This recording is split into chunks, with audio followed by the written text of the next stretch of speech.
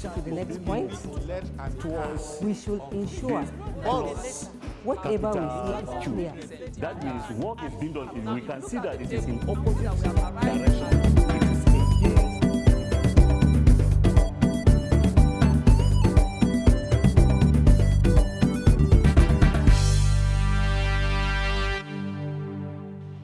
Hello, viewers and listeners at home.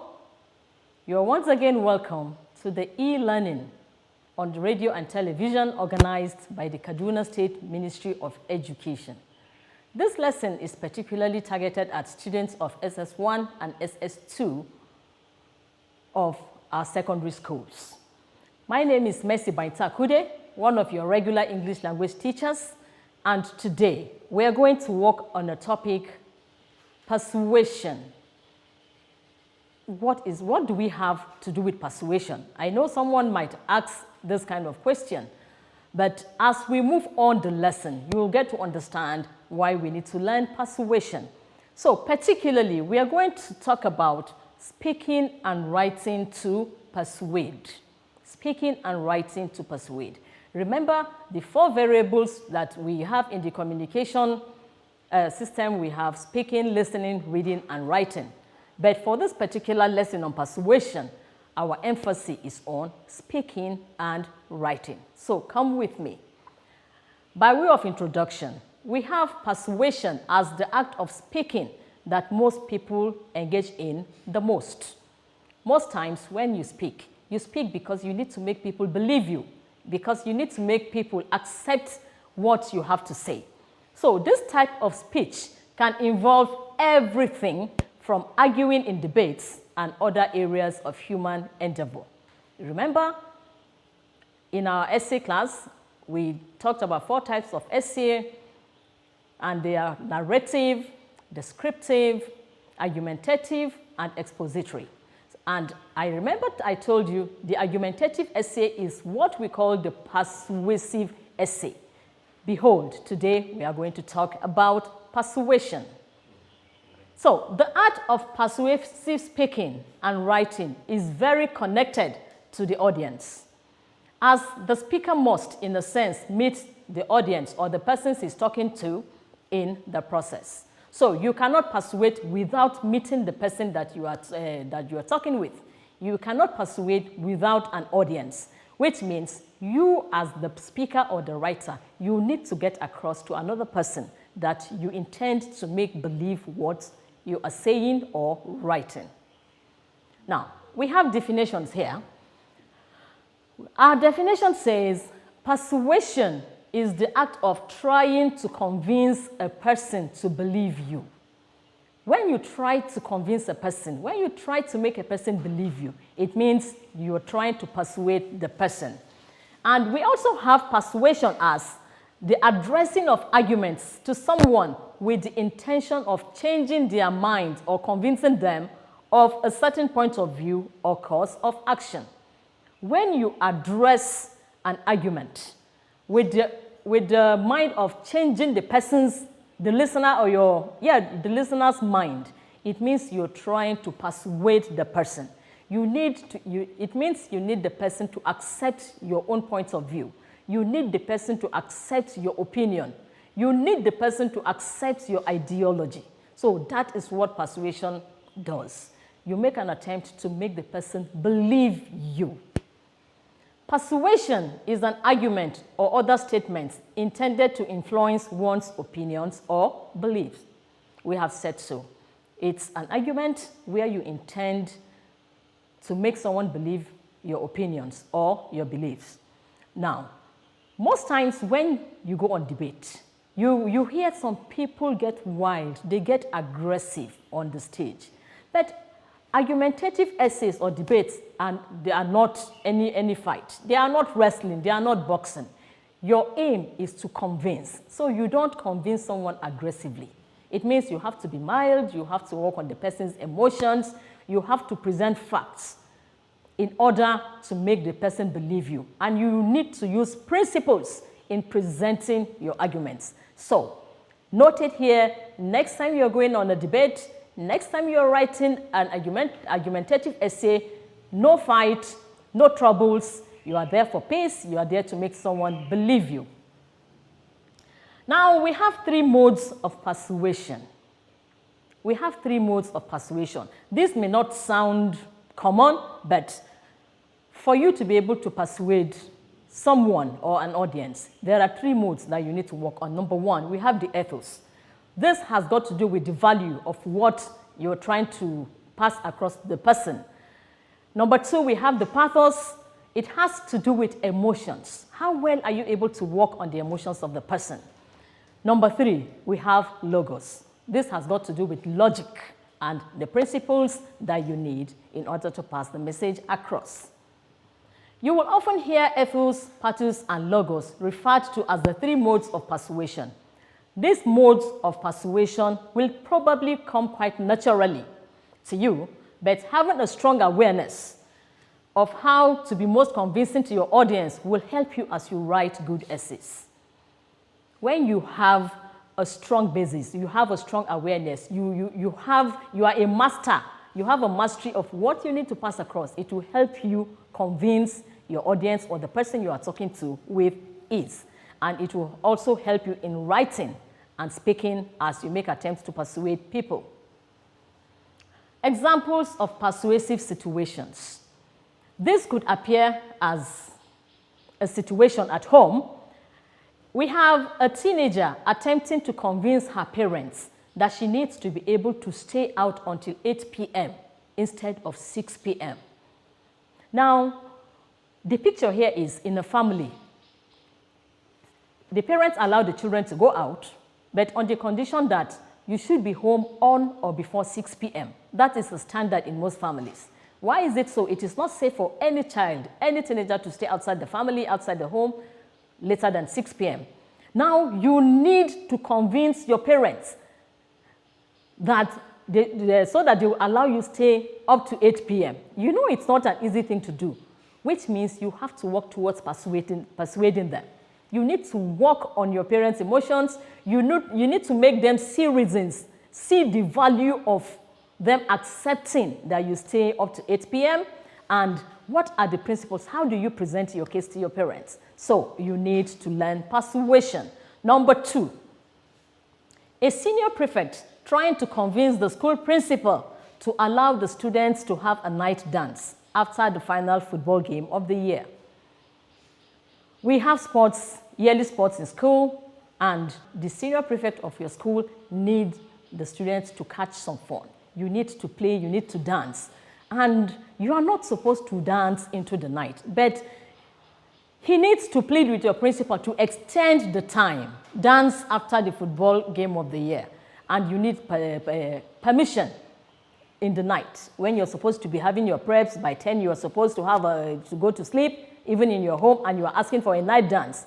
That is equally a difficult thing to do. So you need to learn persuasion in order for you to be able to convince your principal to approve that request. So these are things that we must learn to do with. From the 2 examples above, in a way, you can add that persuasion is when you make a strong argument for why your idea is right and why your argument convinces someone to implement your idea. Strong persuasion. You really need to work hard. Work hard. What do I do to convince my mother? What do I do? How do I go about convincing the principal to allow us to have a night dance?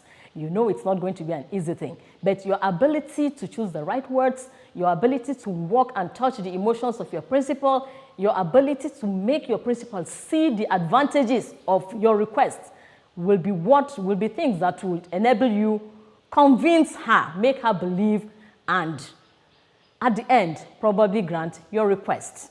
In another way, persuasion means to cause a person to accept a point of view or undertake a course of action by means of arguments, reasoning, or entreaty.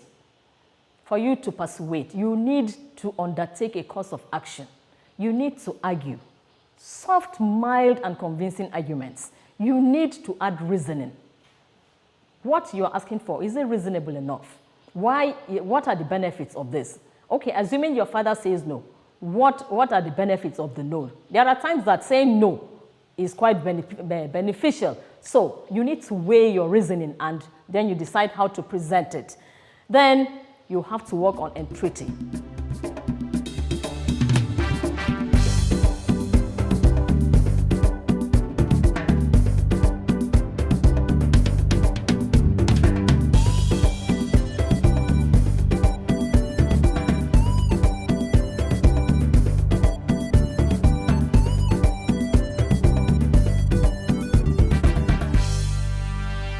We have 5 basic elements of persuasion. Number 1, the source. Number 2, the message. Number 3, the channel. Number 4, the audience. And number 5, the effects. I know someone out there might be saying, what does an essay have got to do with the source, the message, the channel, the audience, and the effects? So come with me. The source.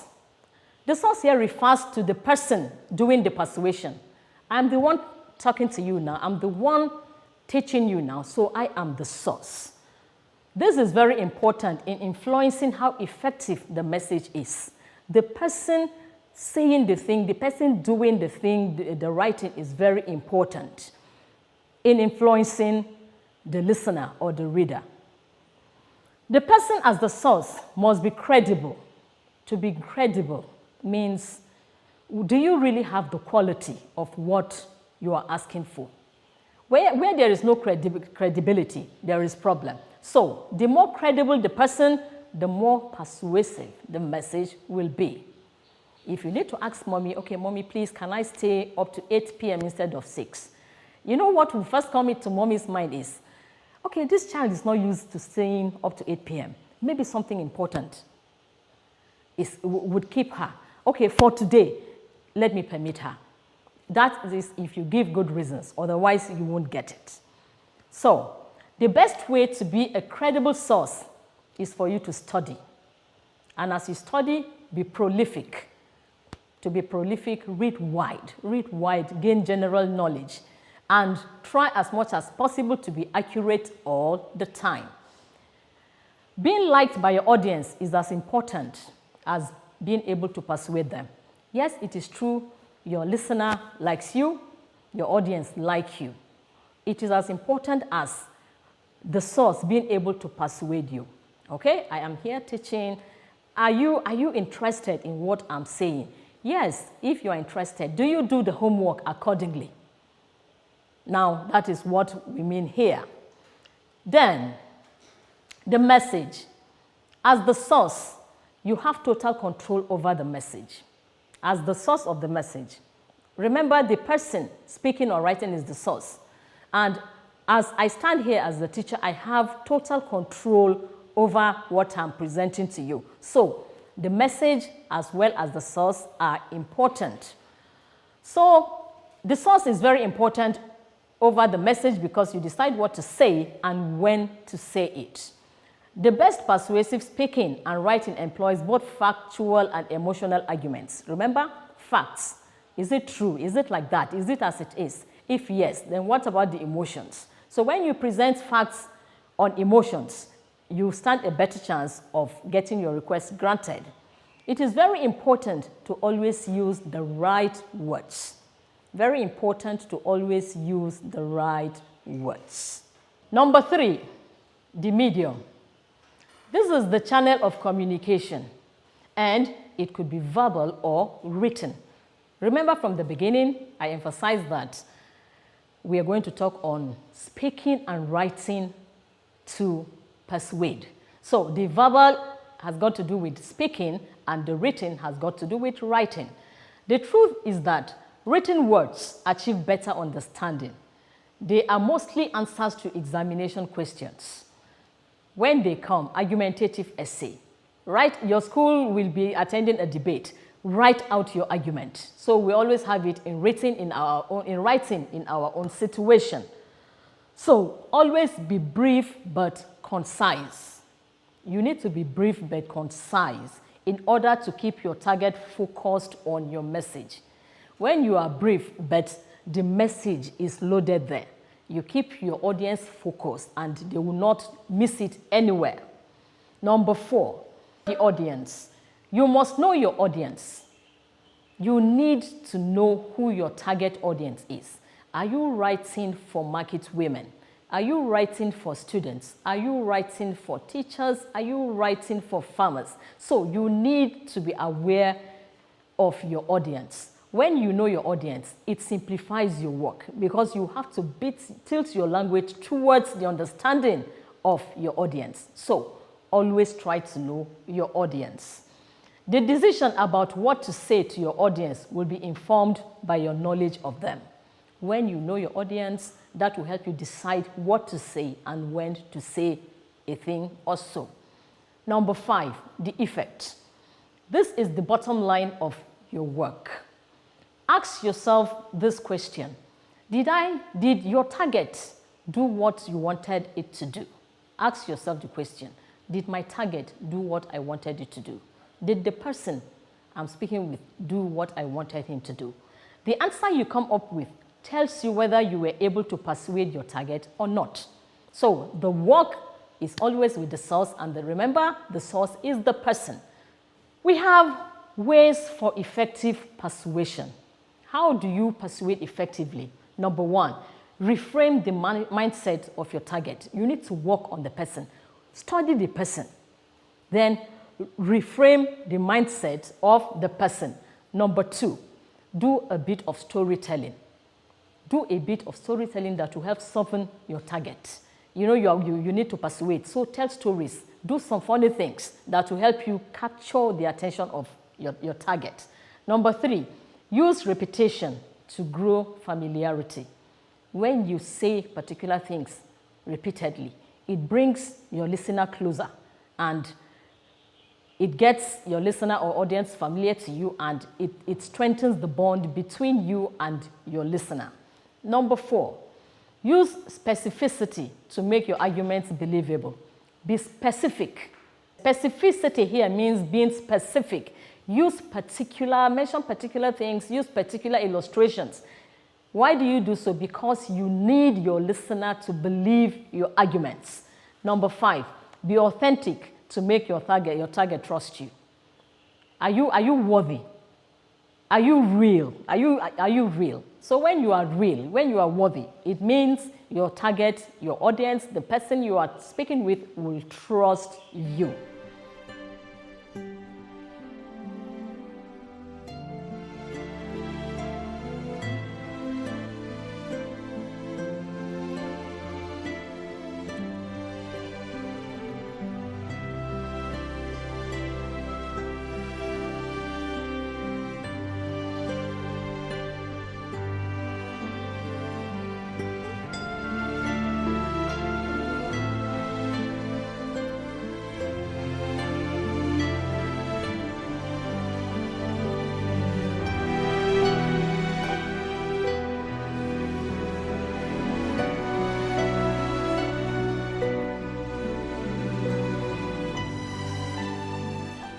How to make someone trust you.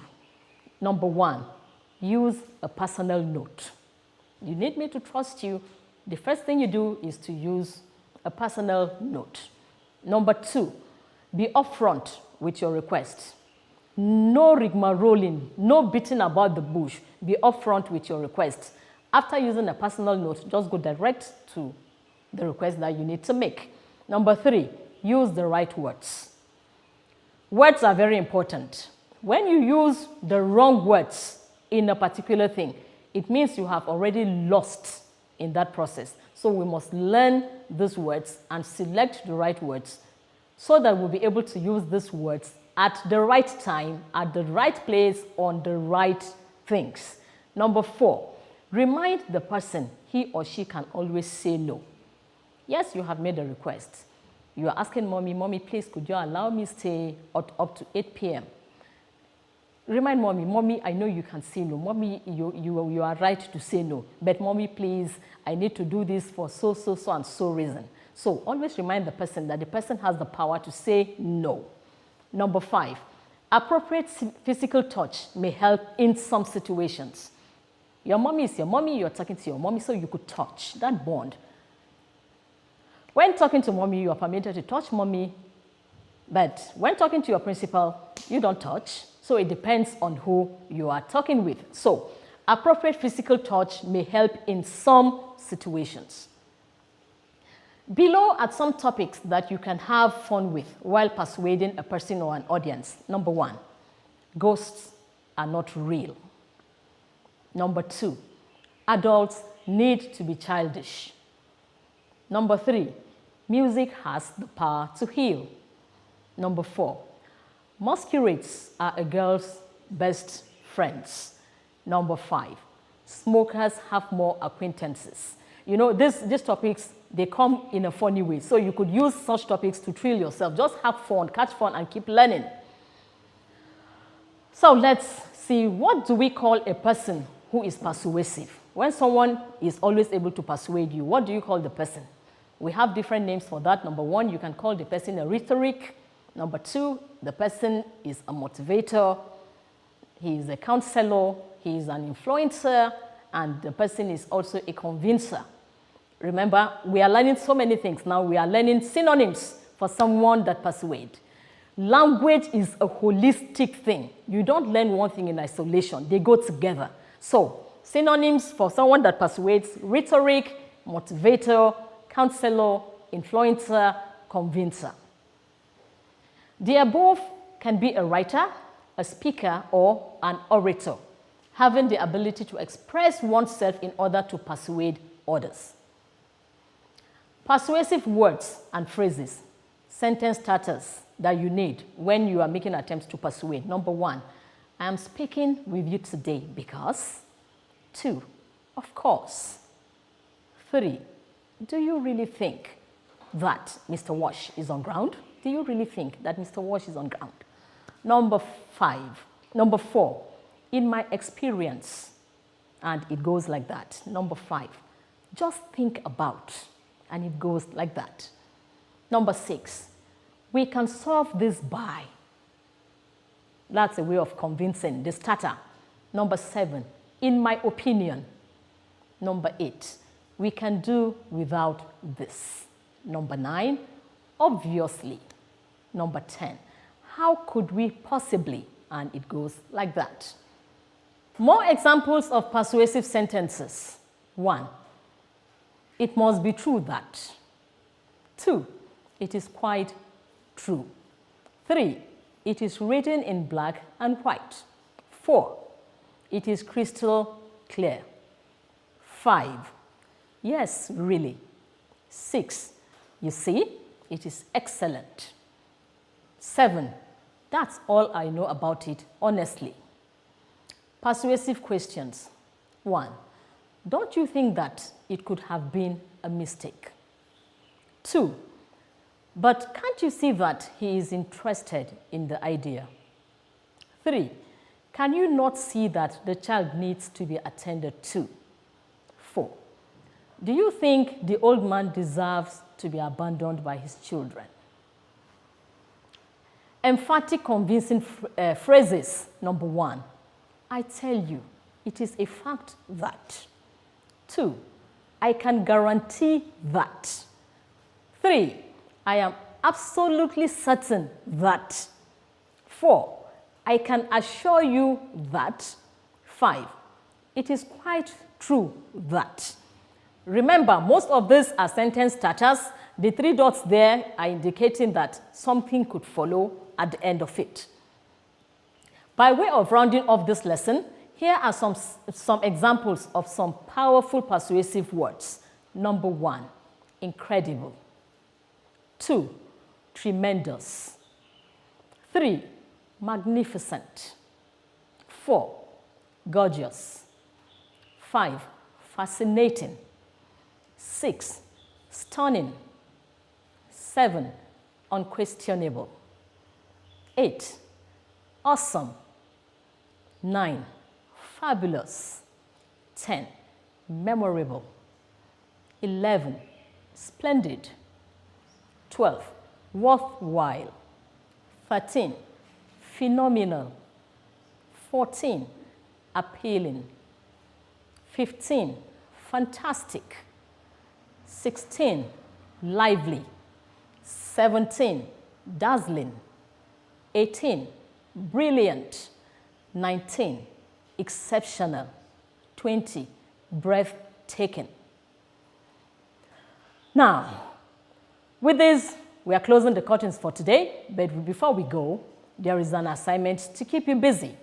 And the assignment says, the 5 sources of water in your school got spoiled at about same time.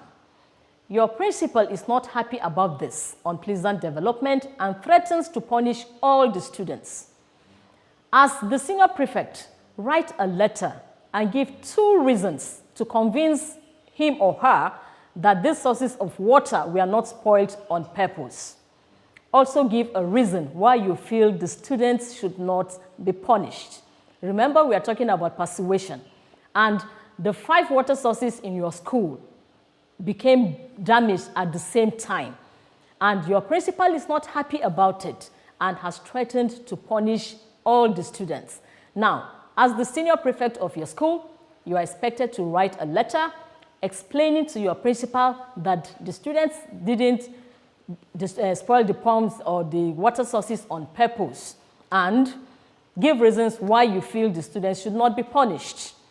So, for reference, we have Essentials of Persuasive Public Speaking, First Edition by Sim White.